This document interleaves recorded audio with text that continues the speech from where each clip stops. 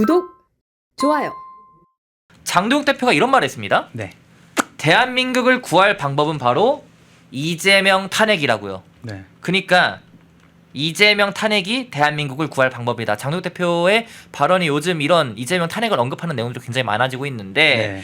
탄핵안 제출마저도 언급이 되고 있습니다. 이제는. 맞아요. 물론 이 탄핵안을 내는 게 국민의힘 의원들 지금 다 동의한다 해도 어차피 국회 통과 못하는 거 아니야? 의미 없는 거 아니야? 라고 하시는 분들이 있어요. 근데 아닙니다. 의미가 있죠? 네. 어떻게 보십니까? 이게 유무죄를 떠나서 국민들의 여론 자체가 이 이재명 대통령의 이런 비리, 사실 말도 안 되는 대한민국의 법치주의를 휘두를 만큼의 사법부 장악, 그리고 재판 개입, 사법 개입, 검찰 개입, 수사 개입에 국민들의 관심이 이미 주목됐다는 것만으로도 사실 불이 붙은 겁니다. 그러니까 재작년 그 영상 보면 이재명 대통령이 이미 이거 설계 내가 했다. 그리고 예산 편성도 내가 했다. 이거 다 그 유동규라든지 이런 분들은 다 실무자에 불과하다. 이런 것들을 얘기를 했었어요. 그러니까 그동안 국민들이 뭐 이재명 대통령이 뭔가 한 것 같긴 한데 지금 당장 증거가 나오거나 당장 뭔가 처벌해야 된다거나 대통령이니까 처벌해야 된다거나 사실 이런 것들 조금 리스크가 있지 않냐. 그래서 국정 안정 측면에 있어서는 라는 어떤 합리적 합리적 추측이라고 해야 될까요? 추측 겸 조금 애매하다 사실 이런 것들이 있는데 이미 지금 확증이 된 상황입니다. 확증이 된 상황이기 때문에 이 탄핵 사유가 분명히 될 것이라는 것들을 장도영 대표뿐 아니라 국민들 그리고 저희 국민의힘 정치인들도 다 알고 있고 이걸 끝까지 밀어붙이면 분명히 진행될 수 있다 이렇게 좀 볼 수 있는 거죠. 근데 지금 여기 보시면은 생각하기님이 뭐라도 해야 여론이라도 움직인다. 민주당은 윤석열 전 대통령 취임하자마자 탄핵을 외쳤다. 네. 뭐 이런 채팅까지 해주고 계시고, 네 이게 뭐 제가 제 기억으로는 취임하자마자 탄핵 외쳤던 건 아닌 것 같은데 그 집회는 많이 열렸습니다.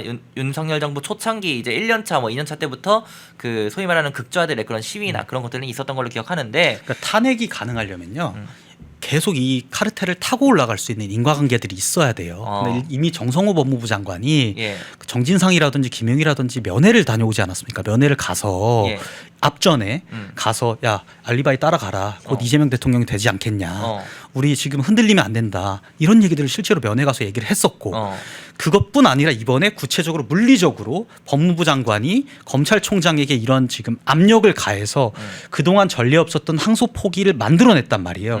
그리고 법무부 장관이 직접 민정수석실의 동의 없이 혹은 대통령실의 동의 없이 이런 것들을 할 수 없다는 인과관계들이 있기 때문에 탄핵까지 이어질 수밖에 없는 거예요. 그러니까 국회에서 여당이 아무리 그 다수 의석을 활용해서 그동안 일당 독재를 펼쳐왔다고 할지라도 이런 건에 대해서는 도저히 빠져나갈 수가 없는 거예요. 그러니까 저희가 계속 타고 올라나갈 시간이 갈수록 타고 올라갈 수밖에 없는 거죠. 근데 탄핵안을 이게 제출을 하게 된다면요. 뭐 정성호에 대한 법무장관에 대한 탄핵안이든 이재명에 대한 탄핵안이든 이제 제출하면은 법사위로 올라가잖아요. 그렇죠. 그럼 추미애가 지금 법사위원장이지 않습니까? 네. 상정할까요, 본회의에? 그러니까 법사위에서 단순히 국회에서 탄핵안을 상정하는 것 자체는 물리적으로는 원래는 불가능해요. 민주당이 거대 의석을 갖고 있으니까 반대를 할 거란 말이에요. 그런데 가능하기 위해서는 민주당 의원들 그리고 개딸들 그리고 민주당 당대표 정청래 대표들도 탄핵안에 의결할 수밖에 없는 환경이 조성이 돼야 됩니다.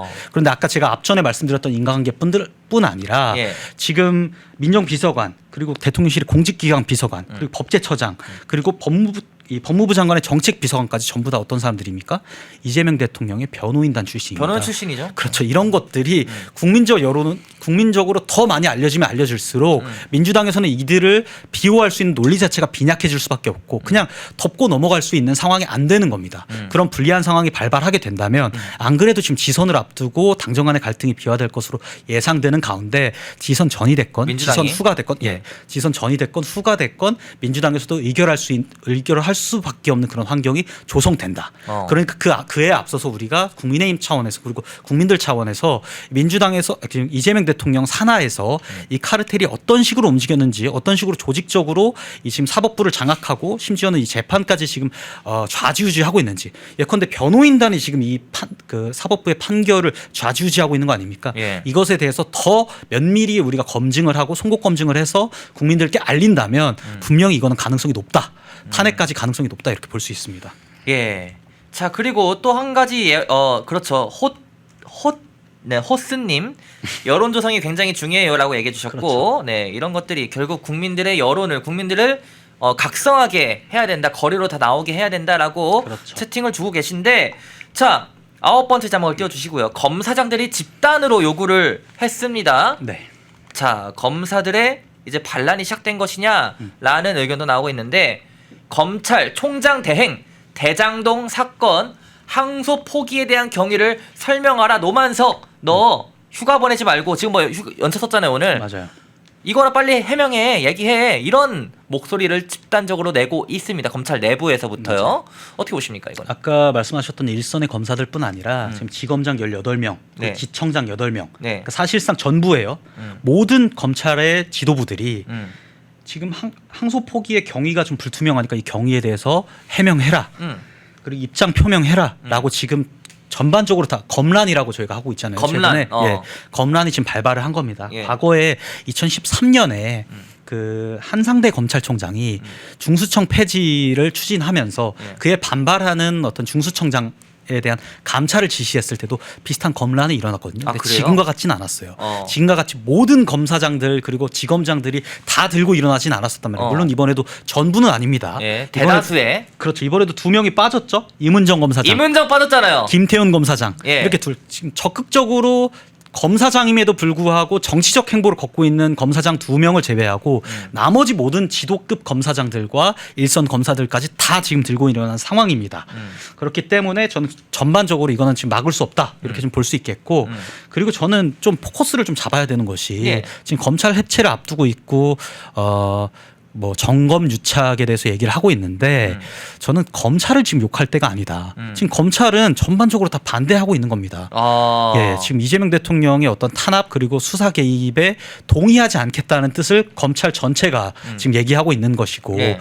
이에 지금 개입된 자는 검찰총장 대행 하나예요. 그러니까 서울지검, 중앙지검장까지 다 동의하지 않았습니까? 모든 수사의 일선 검사들, 수사검사, 기소검사들도 다 동의했고 이번에 지금 다 들고 일어나는 상황이고, 네. 그런데 불구하고 검찰총장 대행 그리고 그 위에 법무부 장관, 그 위에 민정수석실, 대통령실, 대통령까지 지금 연결되어 있는 거기 때문에 이건 우리가 지금 검찰을 욕할 때가 아니다. 그 앞서서 이재명의 이 대장동 게이트에 대해서 우리가 좀 포커스를 맞추고 그들에게 좀 화살을 향할 필요가 있겠다. 좀 이런 말씀을 드리고 싶습니다. 자, 임은정 얘기 나왔으니까 이렇게 보죠. 네. 임은정 얘기도 좀 해보죠. 임은정이 최근에 네. 이런 글을 올렸어요. 본인 SNS 통해서. 네. 아니, 이 사태를 이거랑 비교하더라고요. 윤석열 전 대통령에 대한 구속 취소 결정 관련해서 심우정 전 총장의 즉시 항고 포기에 저런 반응이 있었다면 얼마나 좋았을까 싶어 너무 아쉽고 안타깝다. 네. 근데 비유가 이게 맞아요? 지금 비교를 이렇게 하는 게 맞습니까? 저희가 뭐 채널A라든지 연합이라든지 YTN이라든지 양당, 그러니까 여당과 야당의 대변인이라든지 스피커들이 나와서 토론하는 내용들을 저희가 보면요. 네. 다른 어떤 안건들이나 사안들에 대해서는 그래도 어느 정도 토론이 좀 진행이 잘 됩니다. 공격 방어가 정해져 있는데 지금 임은정 검사장처럼 저렇게 윤석열 전 대통령 혹은 내란 계엄과 같은 사안들만 지금 앵무새처럼 지금 얘기하고 있거든요. 반박이 안 된다는 거예요. 반박이 안 되고 저희가 공통적으로 좀 제가 깨달은 것이 윤석열 전 대통령을 얘기를 한다. 만약에 민주당 쪽 패널이라든지 이런 임은정 검사장 같은 사람들이 얘기를 한다라고 예. 하면 그 지점에 있어서 방어가 전혀 안 되는 거다. 그러니까 물타기 하려고 하는 거다. 물타기다. 이렇게 좀 해석을 해야 된다. 이렇게 좀 보고 있습니다. 근데 임은정은 아까 말한 것처럼 이 검사장들이 집단적으로 분노하고 반발하고 있는 사태에 대해서 예? 오히려 검찰들을 탓하는 것으로 보입니다. 저는 이 글이 항소해야 한다 판단했다면 검사장을 포함해 서울중앙지검 소속 누구든 징계 취소를 각오하고 항소장에 서명하여 제출했으면 될 텐데 싶어 아쉽고 안타깝다. 또 이런 글 내용이 있어요. 되게 뻔뻔하고 경험이 없어서 하는 얘기 같은데 예. 지금 눈 가리고 아웅인 것이 일선의 그 수사 공판 검사들뿐 아니라 지금 중앙지검장 그리고 뭐 수사검사 전부 다 지금 만장일치로 항소를 진행을 하려고 했으나 결재가 안 돼서 못한 겁니다. 결재가 안 돼서. 예, 서울중앙지검장까지 오케이를 하고 항명을 했음에도 불구하고 결재가 안 됐고 심지어 금요일 자정, 그러니까 서류 마감 시간 직전까지 결제가 안 됐고 결국에는 결제가 안 됐기 때문에 어쩔 수 없이 마감 기한이기 때문에 네. 항소를 안 하는 것으로 결론이 나자 중앙지검장이 사퇴를 한 거 아닙니까? 그러니까 다시 얘기하면 이 모든 지금 반발하고 있는 검사들이 항소를 지시했고 항소장을 내고 싶었으나 위에서 막은 거예요. 위에서 막 이 검찰총장 대행이 막은 것이고 이 검찰총장 뒤에 정성호 법무부 장관이라든지 아니면 이재명 대통령이 지금 다 있는 거잖아요. 그러니까 이문천 검사장이 뭘 모르고 뭐 경험이 없으니까 뭘 모르고 사실 이런 주장을 했다가 이게 바로 반박이 되니까 다시 윤석열 대통령 얘기를 하면서 계엄으로 되돌이표를 가게 된 겁니다. 참 그런 상황인데 그러면은요. 네, 지금 환율 얘기가 또 나오고 있어요. 환율이 지금 얼마예요? 환율이 여러분? 환율 얘기가 갑자기 중반 아닌가요 지금? 예, 지금 뭐 1,500원 넘을랑 말랑 하고 있는데 잠시만요. 환율이 1,463원, 1,450원을 넘겼습니다, 여러분. 지금 환율이 1,463원이에요. 아 이거 심각한데요? 큰일 났어요. 아 이거 뭐 코스피 얘기하는데 코스피가 이제 중요한 게 아니잖아요, 사실. 환율이 더 중요하지 않습니까? 코스피도 중요하긴 한데 이게 되게 연계되어 있는 것들이 예. 환율이 올라가니까 예. 당연히 외인 투자자들 입장에서는 우리나라의 코스피 종목들이 전부 다 박앤세일 한 거나 마찬가지가 된 겁니다. 예. 왜냐하면 같은 돈을 주고도 훨씬 많은 주식을 살 수 있고 훨씬 많은 가치를 여기서 취득할 수가 있으니까 네. 주식을 구매하는 것만으로도 예. 그러니까 지금 코스피가 많이 오르게 된 것들은 외인 투자가 사실 결정적인 영향이었던 건데 이것들을 저희가 지금 환율 올랐다고 우리나라 경제 상황이 좋아진 거 아니냐. 뭔가 우리나라 지금 이재명 대통령이 통상협상도 잘하고 우리나라 뭐 기업들이 지금 뭐 엔비디아에서 지금 26만 장 GPU 가져오고 하니까 뭔가 잘 풀리고 있는 게 아니냐라고 사실 해석하는 것들은 너무 무지한 발언들이다. 그러니까 장기적으로 봤을 때 이 확장 정책, 이재명 정부가 하고 있는 이 확장 정책들 그리고 한미 통상협상에서 우리가 반대 급부로 손해 볼 것들 앞으로 10년간 손해 볼 것들 우리가 계산을 해본다면 장기적으로 우리나라의 경제가 지금 당장 현금만 나섰을 뿐이지 장기적으로 경제가 휘청휘청할 것은 명확하단 말이에요. 그럼 기본적인 경제학만 공부를 하더라도 알 수 있는 것들인데 혹은 좀 뉴스만 좀 딩해 보더라도 알 수 있는 것들인데 지금 환율 올랐다고 지금 코스피 올랐다고 희희낙낙하고 있는 사람들은 민주당에서 세뇌를 많이 당했거나 아니면 지능적으로 문제가 있다 좀 이렇게 이렇게까지 디스하면 안 되지 않나요? 그러니까 그런 억지 주장을 펼치는 사람들이 의심해볼 필요가 있다라는 거죠. 왜냐하면 그렇죠. 지금 환율이 여러분들이 환율이 원달러 환율만 문제가 아니라요. 영국 파운드죠. 네. 2,000원 되겠는데요, 이거? 1,927원이에요, 지금. 지금 파운드뿐 아니라 엔화, 유로는 1,692원, 1,700원 찍겠습니다. 맞아요. 유로는 제가 지금 현 시점 말씀드리는 거예요. 올해 태국에 갔다 왔어요. 어디 가셨죠? 올해 오전에 태국에 갔다 왔는데 태국. 태국에 갔다 왔을 때 환율 차이. 그때 당시 제가 가져갔던 돈이 80만 원인가 그랬는데 그게 결국에 태국 바트로 환전을 해야 되지 않습니까? 근데 지금 태국 여행을 제가 연말에 태국 여행 가려고 계산을 해보니까 그때와 비슷한 코스를 간다고 하더라도 120만 원 이상이 들어요. 태국 바트도 45원이네요. 그러니까 태국의 바트뿐 아니라 뭐 달러라든지 유로라든지 파운드라든지 엔화라든지 이런 것뿐 아니라 우리가 지금 연전연패 모든 화폐들에 대해서 연전연패하고 있다. 캐나다 달러도 1,000원 넘었어요. 아니 제가 캐나다에 있었잖아요. 제가 캐나다 갈 때 제 기억으로는 800원대인가 그랬어요. 캐나다 달러가 800원대였습니다. 근데 지금 1,000원 넘었네요. 와. 그러니까 우리나라의 원화 가치가 우리 원화 가치 어떻게 되는 겁니까? 조각이 되고 있는 상황이고 이러면은 외국인들의 이런 뭐랄까요? 외국 기업들이 원화 가치에 대해서 원화를 이런 거래할 때 우리나라 기업들이 손해 보지 않겠습니까? 당연히 신용 등급에도 문제가 생기는 것이고 심지어 이 통상협상하고 관세협상하는 과정에 있어서도 우리나라 이재명 대통령이 통화스와프를 그렇게 우겼단 말이에요. 사실 통화스와프가 안 되는 것도 문제지만 통화스와프를 언급하는 것만으로도 우리나라 외환 보유액에 문제가 있다라는 것을 전 세계 국가들에 공표하는 꼴이나 마찬가지가 되는 겁니다. 우리나라의 외환 보유액에 문제가 있다고 한다면 우리나라의 신용 등급도 낮아지는 거고 당연히 환율에도 악영향을 끼치게 되는 것이고 이 환율 악영향은 장기적으로 봤을 때 우리나라의 국가 신용도뿐 아니라 기업 신용도라든지 이런 부분까지 다 파생적으로 연결이 되는 거란 말이에요.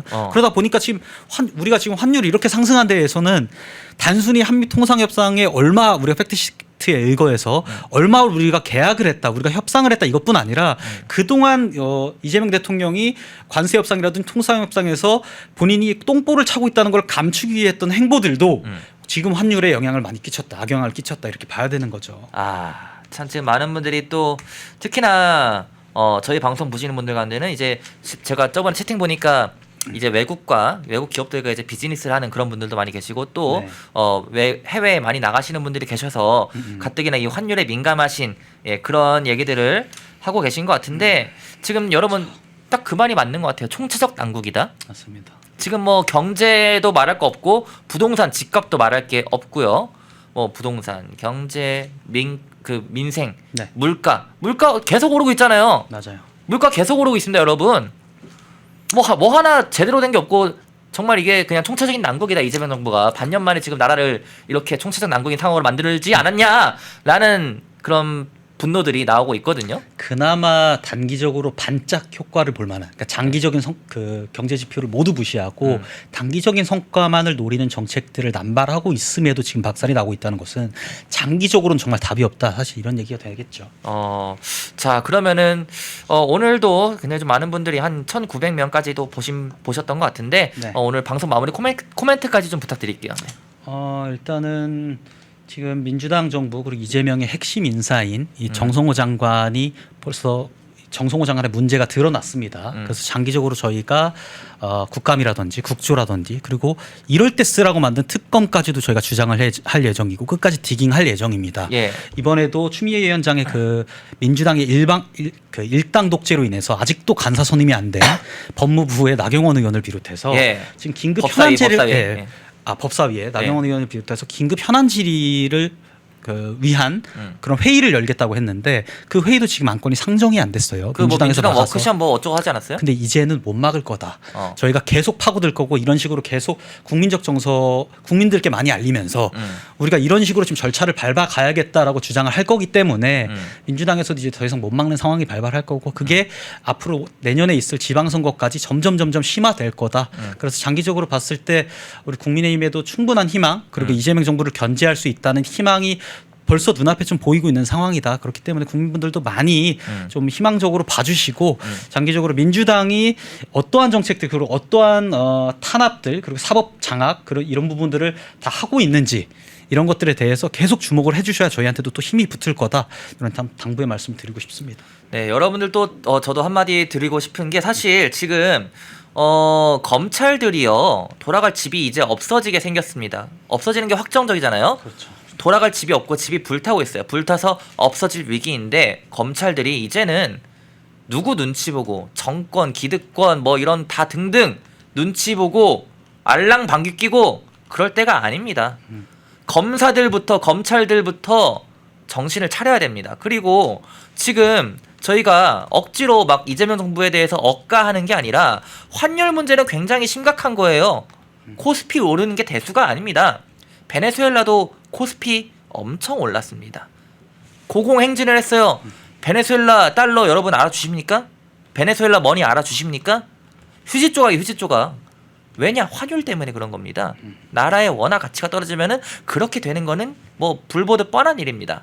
그래서 이럴 때일수록 여러분들도 더욱더 많이 관심을 가지셔야 되고 뭐 정치 뉴스 보기도 싫다, 정치권 얘기 보기도 싫다 하시는 분들 많겠지만은 이럴 때일수록 관심을 가지면서 비판의 목소리를 내면서 국민적인 여론을 끌어모아야 한다는 것 말씀드리면서 오늘 방송 마무리를 좀 하겠고요. 제가 진행하는 중립NG는 매주 월화수 오후 3시에 펜앤마이크 유튜브 채널 통해서 생중계되고 있습니다. 오늘만 좀 빨리 진행했는데 양해 부탁드리고 네, 거북이님 선우연 화이팅 감사드립니다. 저희가 준비한 방송은 여기서 모두 마무리하도록 하겠습니다. 감사합니다. 감사합니다. 펜앤마이크에서 추천하는 영상도 보고 가세요. 다른 영상도 즐기시려면 구독 버튼을 꼭 눌러주세요.